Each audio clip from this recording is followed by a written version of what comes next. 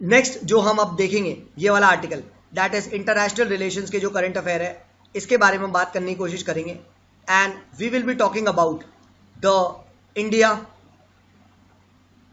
European Union relationship, इसके बारे में हम लोग बात करने की कोशिश करेंगे। European union India and EU relationship के बारे में बात करेंगे। तो देखिए क्या न्यूज़ है।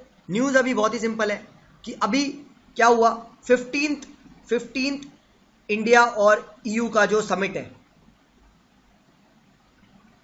जो है वो वर्चुअल मीडियम के थ्रू ऑर्गेनाइज हुआ। तो इस कंटेक्स्ट में इंडिया यूरोपियन यूनियन के जो रिलेशनशिप है वो इंपॉर्टेंट बन जाते हैं। तो देखिए क्या आउटकम्स रहे, पहले आपको ये समझने की जरूरत है इंडिया यूरोपियन यूनियन के जो इस वर्चुअल समिट था उसके क्या आउटकम्स रहे। सबसे पहले तो देखिए रहा कि इंडिया ईयू की जो पार्टनरशिप है, ठीक है, दैट इज स्ट्रैटेजिक पार्टनरशिप जो है हमारी, ठीक है,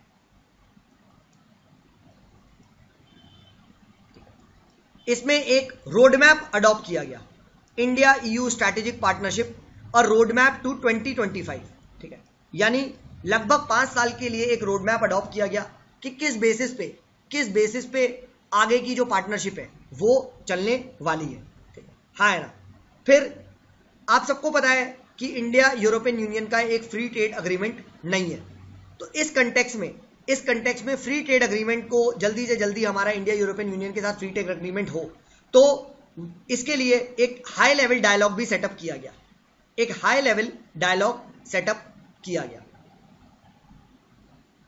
अब देखिए इंडिया का जो सबसे ज्यादा जो मैक्सिमम ट्रेड पार्टनर है वो आपका यूरोपियन यूनियन ही है, ठीक है, वो आपका यूरोपियन यूनियन है। सो इंडिया का जो हाईएस्ट लीडिंग ट्रेड पार्टनर है दैट इज ईयू, ठीक है।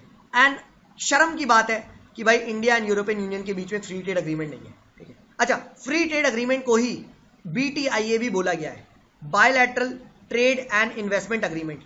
तो ये एक बार प्रीलिम में क्वेश्चन पूछा जा चुका है कि BTIA is regarding which nation, ठीक है, यूरोपियन यूनियन, सार्क, ऐसा पूछा गया, ठीक है। सो बायलैटरल ट्रेड एंड इन्वेस्टमेंट जो अग्रीमेंट है ये चीज आप ध्यान रखिएगा, इज इट डन।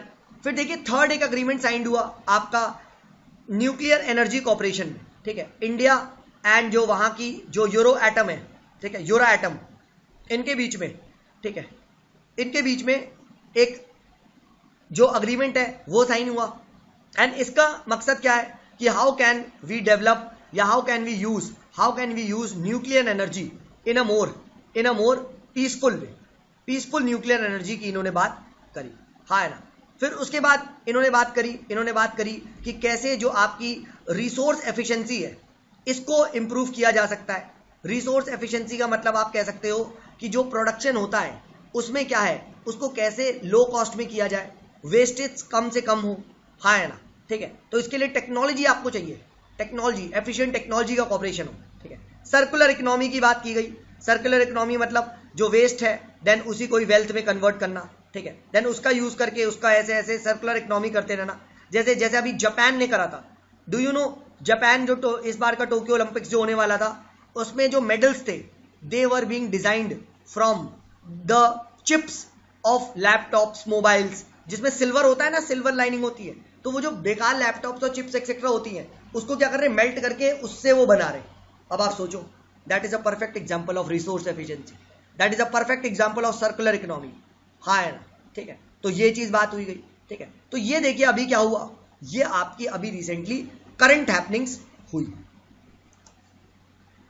नेक्स्ट अगर हम बात करें थोड़ा सा let us talk about the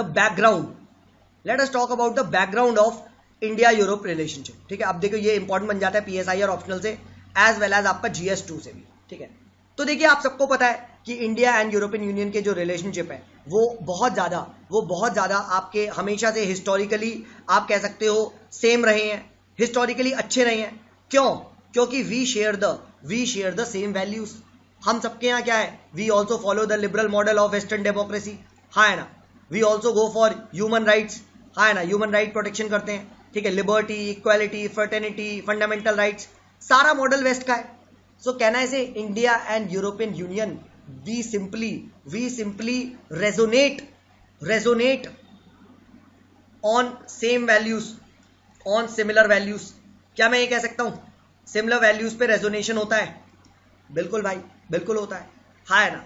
फिर उसके बाद क्या है, हमारे जो रिलेशनशिप है, ठीक है, वो बनने कब से स्टार्ट हुए? वो आपके 1960 से बनने स्टार्ट हुए, 1960 से आपके बनने स्टार्ट हुए। And India was the first country जिसने, जब यूरोपियन इकोनॉमिक कम्युनिटी जो बना था वे बैक इन 1955 1960s, तो इसके साथ रिलेशनशिप बनाए, ठीक है। तो इंडिया यूरोपियन यूनियन रिलेशनशिप जो बने वो आज के नहीं है, वो बहुत पुराने के, हाँ है ना। हाउएवर विद टाइम जो इसका डोमेन है वो बढ़ते गया एंड फाइनली एक 2000 में क्या हुआ, 2000 में इंडिया एंड ईयू का क्या हुआ, इंडिया एंड ईयू का फर्स्ट जो समिट है दैट टुक प्लेस इन 2000, ठीक है। तो ये चीज भी आप ध्यान रखिएगा, ठीक है। 2004 में क्या हुआ, 2004 में the relationship was upgraded to a strategic partnership में अपडेट कर दिया गया था, हाँ है ना, इस टाइप की बात की गई थी। तो समझ पा रहे हैं? तो ये सब भी आप चीजें लिख सकते हो, इज इट डन? तो ये आप चीज ध्यान रखिएगा, ठीक है। फिर यूरोपियन यूनियन ने 2007 का जो यूरोपियन पार्लियामेंट है उसने ऑफिशियली एक्नॉलेज करा, एक डेलीगेशन भेजा कि भाई इंडिया के साथ हम फॉर्मली अपने रिलेशनशिप को और स्टैब्लिश करते हैं। तो यानी विद टाइम्स हमने क्या करा है, our relationship has been deepening, हमारे रिलेशनशिप और गहरे होते गए, ठीक है। तो ये चीज ध्यान रखिएगा। तो 2000 में क्या हुआ, ईयू का समिट हुआ पहला, 2004 में स्ट्रैटेजिक पार्टनरशिप साइन कर ली। तो ये चीज भी आप ध्यान रखिएगा, ठीक है। फिर मैं आपको बता चुका हूं when it comes to economics, ठीक है, इकोनॉमी की अगर बात की जाए, सो भाई India is the largest trading partner of European union, हाँ है ना। और 80 बिलियन यूरोस का जो गुड्स का ट्रेड था, ठीक है, ये 2019 में हुआ था। और इंडिया का 11% ट्रेड, ये आपको पता होना चाहिए, 11% ट्रेड जो है वो हम यूरोपियन यूनियन के साथ करते हैं, हाँ है ना। यूरोपियन यूनियन यही नहीं, it is the biggest foreign investor in India. Biggest foreign investment जो आती है वो यूरोपियन यूनियन से आती है।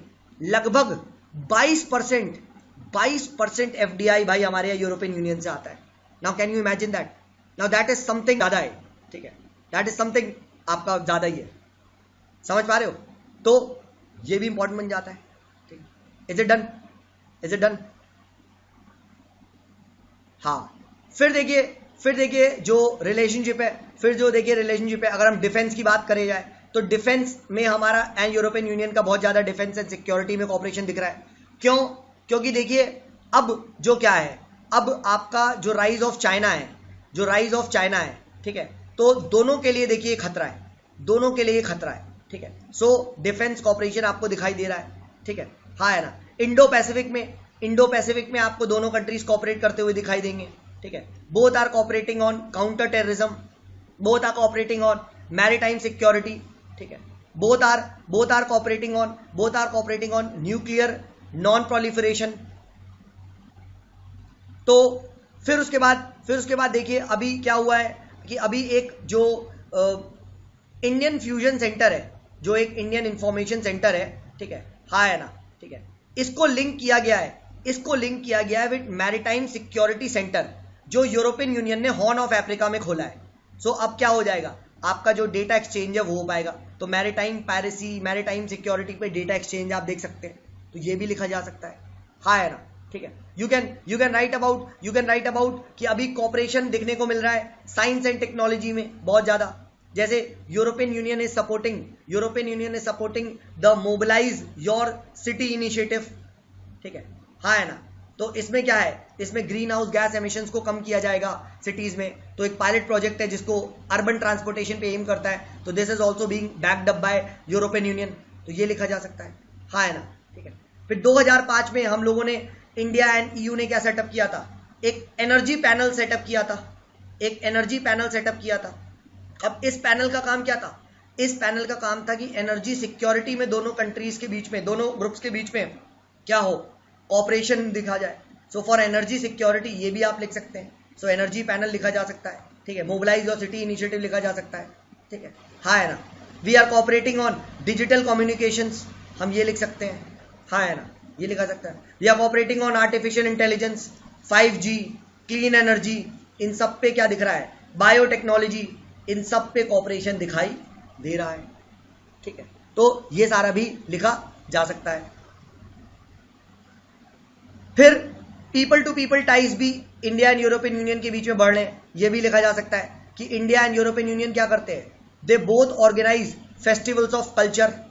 फेस्टिवल्स ऑफ कल्चर को ऑर्गेनाइज किया जाता है, ठीक है, दैट इज कॉल्ड एज यूरोफेलिया, यूरोपालिया इंडिया फेस्टिवल, ठीक है, तो ये भी आप लिख सकते हैं, ठीक है, हाँ है ना, ठीक है, इस तरीके से लिखा जा सकता है, ठीक है। There are lot of people to people exchanges, student to student exchange होते हैं। It is said that currently 50,000 Indian students are studying in European universities. अब आप सोच सकते हैं 50,000 इंडिया के छात्र यूरोपियन यूनियन की जगह पढ़ रहे हैं, ठीक है, ये चीज आप ध्यान रखिएगा। बोथ कंट्रीज ने एक horizontal agreement on civil aviation ये भी साइन करा है। मकसद यही है कि किस तरीके से हम ट्रैवल एंड टूरिज्म को बूस्ट कर सकें, तो ट्रैवल एंड टूरिज्म को आप बूस्ट अप कर सकते हैं, ठीक है, तो ये सब भी लिखा जा सकता है, ठीक है। तो ये हमने हिस्टोरिकल कंटेक्स्ट के बारे में बात कर ली कि कैसे हमारा जो इकोनॉमिक एंड कमर्शियल रिलेशनशिप है, डिफेंस एंड सिक्योरिटी कॉपरेशन है, ठीक है, साइंस एंड टेक्नोलॉजी कॉपरेशन है, पीपल टू पीपल कॉन्टैक्ट है, इसको हम लोगों ने देख लिया। बट देखिए सबसे मेन जो क्वेश्चन उठेगा वो क्वेश्चन उठता है, वो क्वेश्चन उठेगा कि what are the factors that are shaping the India European Union relationship, ठीक है, इसको कैसे करंट टाइम्स में इंडिया यूरोपियन यूनियन के रिलेशनशिप क्यों इतने बढ़ रहे हैं, ठीक है, ये सबसे पहले क्वेश्चन आपसे पूछा जा सकता है, ठीक है। तो सबसे पहला आता है इसमें the changing geopolitics. Changing geopolitics is the biggest reason, it is the biggest reason जो यूरोपियन यूनियन एंड इंडिया को कॉपरेशन के लिए मजबूर कर रहा है, ठीक है, and thanks to what, the rise of China, rise of China, unilateralism by China, aggression by China, that is forcing India and European Union to cooperate. China का one belt and one road initiative, हाँ है ना, जो कि Italy तक पहुंच चुका है, ठीक है, that aims to connect Europe and Asia, ठीक है, that has pushed European Union to change the nature of partnership in the region. तो रीजन में, इंडियन ओशन रीजन में अब वो पार्टनरशिप, अब वो एक्टिव इन्वॉल्वमेंट ले रहे हैं, so India is a natural partner, हाँ है ना, तो आप ये भी लिखा जा सकता है, ठीक है, इज इट डन, तो ये भी लिखा जा सकता है।